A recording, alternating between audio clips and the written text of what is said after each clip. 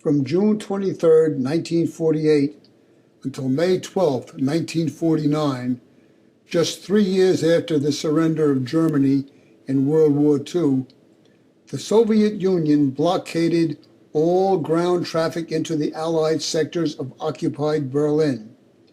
This is a brief timeline of the Berlin Airlift that overcame that blockade.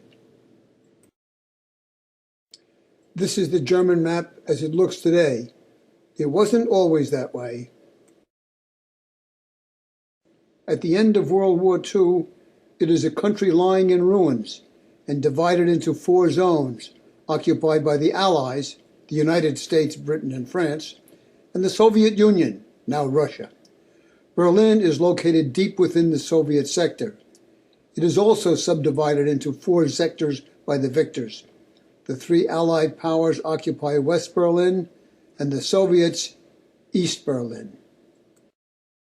The Allied powers provide the essential supplies of food and fuel to the 2.5 million West Berliners. An informal agreement, made shortly after World War II ended, allows access from the West to Berlin through Soviet territory via 1 highway, 1 rail line, and a canal. Although a formal agreement signed in Potsdam by the Soviets in 1945 allows access to Berlin via 3 20-mile-wide air corridors, the majority of material from the West is by the land and water routes. It soon becomes apparent that Russia plans to keep Eastern Europe under its domination. In a 1946 speech, Winston Churchill declares that from Stettin in the Baltic to Trieste in the Adriatic, an iron curtain has descended across the continent. The only break in this iron curtain is the Allied occupation of West Berlin. On May 23, 1948, West Germany is created from the 3 Allied occupied territories, and on June 23rd, the Soviet reaction is to cut power to the city and blockade all road, rail, and water traffic. Knowing that West Berlin has only enough food for 36 days and coal for 45 days, they are sure this will force the West to abandon the city.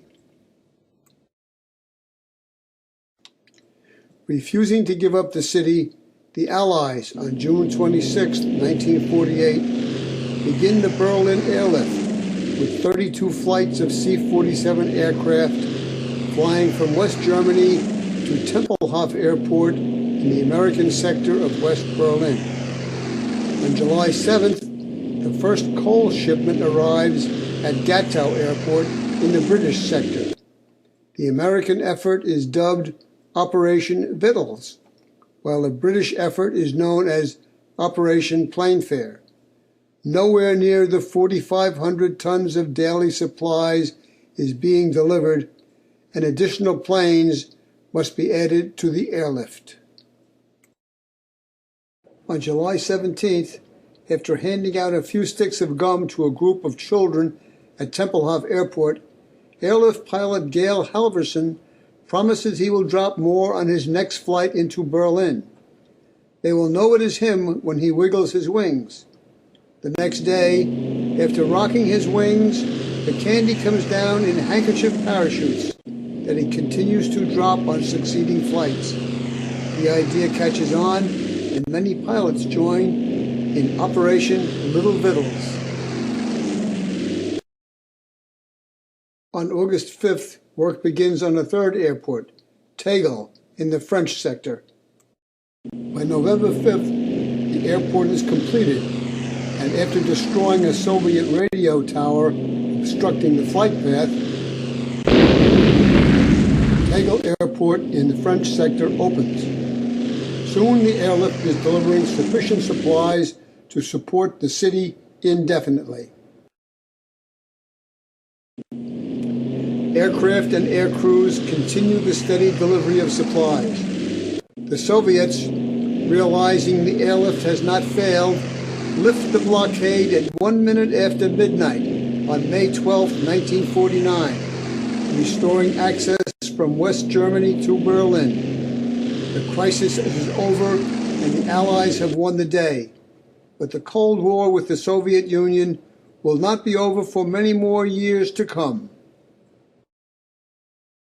This memorial to the Berlin Airlift stands in front of Tempelhof Airport. The three arching prongs represent the three official air corridors used by aircraft passing over East German territory on flights between West Berlin and West Germany. A matching monument stands at the other end of the air bridge at the Rhine-Main Air Base in Frankfurt, completing the airlift arch. They are dedicated to the 78 pilots and crew killed in crashes during the airlift.